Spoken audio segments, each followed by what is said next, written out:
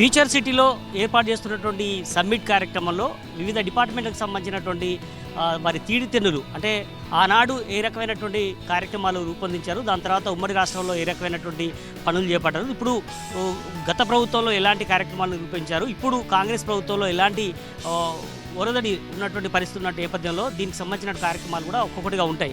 దీంట్లో భాగంగా రవాణా శాఖకు సంబంధించినటువంటి దీంట్లో చాలా పురాతనమైనటువంటి బస్సులు ఆనాడు నిజాం కాలంలో నడిచినటువంటి బస్సులు కూడా దీంట్లో గ్లోబల్ సమ్మిట్లో భాగంగా ప్రదర్శనకు వస్తున్నటువంటి పరిస్థితి కూడా ఉంది. ఇప్పుడు మనం చూడొచ్చు ప్రజెంటు ఈ బస్సు ఆనాడు నిజాంలు టైంలో 1930 టైంలో అంటే మనకు స్వాతంత్రం రాకముందుకు ఈ బస్సులు మనకు హైదరాబాద్లో నడిచినటువంటి పరిస్థితి ఉంది. అయితే ఇప్పుడు మనం లేటెస్ట్ మనం చూస్తున్నాం ఆర్టీసీ బస్సులు డీజిల్తో నడుస్తున్నాయి, ముఖ్యంగా గ్యాస్తో నడుస్తున్నటువంటి పరిస్థితి, ఇప్పుడు ఈవీ నడుస్తున్నటువంటి పరిస్థితి కూడా ఉంది. అంటే 100% ఎలక్ట్రికల్తో నడిచేటువంటి బస్సులు కూడా ప్రజెంట్ హైదరాబాద్లో గత కొన్ని సంవత్సరాలుగా హైదరాబాద్లో అందుబాటులో ఉన్నటువంటి పరిస్థితి కూడా ఉంది. ఇది రాష్ట్ర వ్యాప్తంగా కూడా తిరుగుతున్నాయి.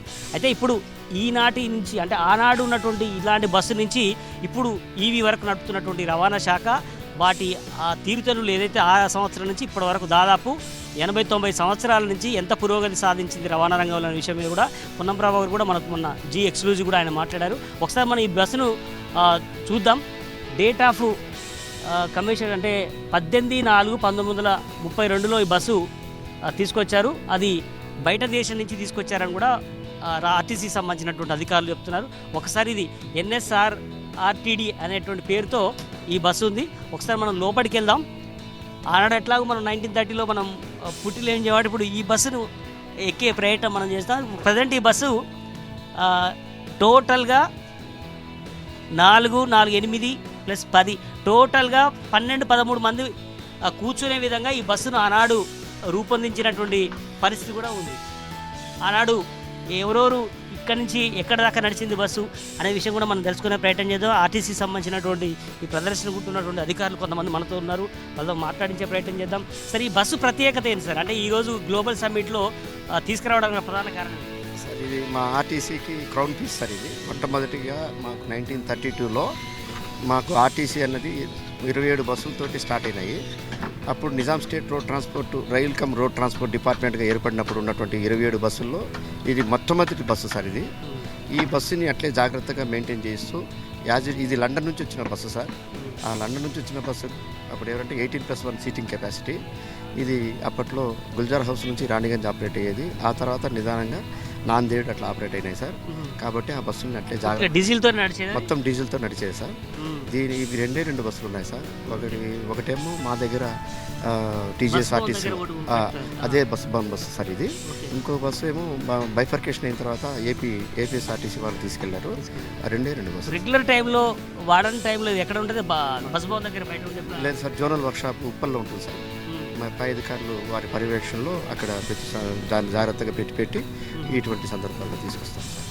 ఇప్పటివరకు ఎన్నిసార్లు ఇది ప్రదర్శన పెట్టారు? ఇది ఇటీవలే లాస్ట్ టైం మా రీసెంట్ ఎండీ గారు సత్యనారాయణ సారు సూపర్ లగ్జరీ బస్సులు దాదాపు 56-120 బస్సులు ఇనాగ్రేషన్ ఫంక్షన్లో దీని మీద మన హుస్సేన్ సాగర్ దీని మీద ఇనాగ్రేట్గా ఉన్నప్పుడు ఫస్ట్ బస్సు ఇది పెట్టి ఆ తర్వాత సూపర్ లగ్జరీ బస్సులు కొత్త బస్సులన్నీ ఇనాగ్రేట్ చేయడం జరిగింది సార్. ఎన్ని బస్సులను మొత్తం అంటే మొదటి బస్సు ఇది, ఇప్పుడు లేటెస్ట్గా వచ్చినటువంటి బస్సులు ఇవి ఏం చెప్పదలుచుకున్నారు వాటి గ్లోబల్ సమ్మిట్లో రవాణా శాఖ మీకున్నటువంటి పర్యావరణ మార్పుల అనుగుణంగా ఇప్పుడు మారుతున్న టెక్నాలజీకి అనుగుణంగా పొల్యూషన్ అనేది తగ్గాలన్న ఆలోచనలో ఆ రోజు ఉన్నటువంటి డీజిల్ బస్సు ఈ రోజు ఎలక్ట్రికల్ బస్సుల ద్వారా వాతావరణ కాలుష్యాన్ని తగ్గించాలా అన్న లేటెస్ట్ టెక్నాలజీ ఉపయోగిస్తూ ఈరోజు ఇంత పురోగతి వచ్చింది సార్. అంతే సార్. రైట్. ఒకసారి మనం బస్సు ఫ్రంట్ సైడ్ కూడా చూద్దాం. HYZ-223 నెంబర్ ప్లేట్తో ఉన్నటువంటి ఈ బస్సు పైన నాందేడ్ పెడుతుందో. ఒకసారి ప్రజెంట్ ఈ బస్సుని రెగ్యులర్గా నడిపేటువంటి డ్రైవరు మన దగ్గర ఉన్నారు. ఇది 1932 అంటే దాదాపు 80 సంవత్సరాలకు పైగా ఉన్నటువంటి బస్సు. ఈ రోజుల్లో 10 సంవత్సరాలు 5 సంవత్సరాల బస్సే తుక్కు అవుతున్నటువంటి నేపథ్యంలో ఇన్ని సంవత్సరాల నుంచి మెయింటైన్ అవుతుంది. ఈ డ్రైవర్ మాట్లాడినా మీరు అప్పుడప్పుడు తీసినప్పుడల్లా ఇదే వాడతారు? మీ పేరు? రాజు నాయక్. ఓకే. ఎట్లా ఉంటుంది? ఎన్ని కిలోమీటర్లు డీజిల్ లాగుతుంది? 40 స్పీడ్ దాకా. 40 స్పీడా? 40 స్పీడ్. ఓకే. ఒక డీజిల్ 1 లీటర్ పోస్తే ఎంత దూరం వస్తుంది అప్రాక్సిమేట్గా? చాలా స్లోగా వెళ్తుంది, చూసాం బస్సు. అంటే ఇప్పుడు అంత ఇప్పుడు ఉన్నటువంటి గేర్లకు పాత గేర్లకు ఎట్లాంటి తేడా ఉంది?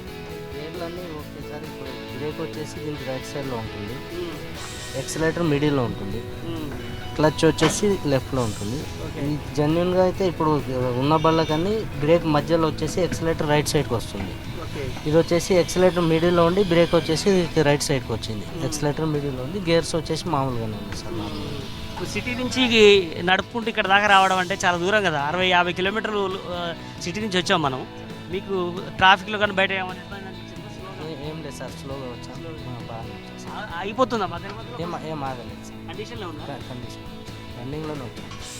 ఇలాంటి హ్యాపీనెస్ ఉంది అంత పురాతనమైన బస్సు నడపడం మీకు? ఇది బాగుంటుంది సార్. ఇక ఆ ఫీలింగ్ అనేది ఆ రోజుల్లో ఎట్లా తోలిరు, ఇప్పుడు మేము మా టెక్నాలజీ ఇప్పుడు మారిపోయింది.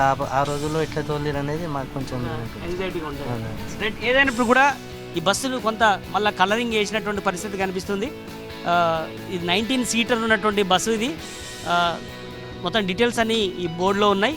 ఏదైనప్పుడు కూడా ఈ రవాణా శాఖే కాదు, మిగతా డిపార్ట్మెంట్లకు సంబంధించినటువంటి అన్నీ కూడా ప్రదర్శనకు పెట్టబోతున్నారు. ఆనాడు ఉన్నటువంటి పరిస్థితులకు అనుగుణంగా ఈరోజు మారినటువంటి పరిస్థితుల్లో ఎలాంటి వస్తువులు వాడారు అన్నటువంటి విషయం కూడా ప్రదర్శనలో ఉంచుతారు. ఏదైనప్పుడు కూడా తెలంగాణ రైజింగ్ పేరుతో నిర్వహిస్తున్నటువంటి ఈ ప్రతిష్టాత్మకమైనటువంటి గ్లోబల్ సమ్మిట్ కార్యక్రమంలో అన్ని డిపార్ట్మెంట్ నుంచి వాళ్ళ విలువైనటువంటి వస్తువులు కానీ లేదంటే వాళ్ళ ప్రదర్శన కూడా పెట్టే అవకాశం అయితే కనిపిస్తుంది.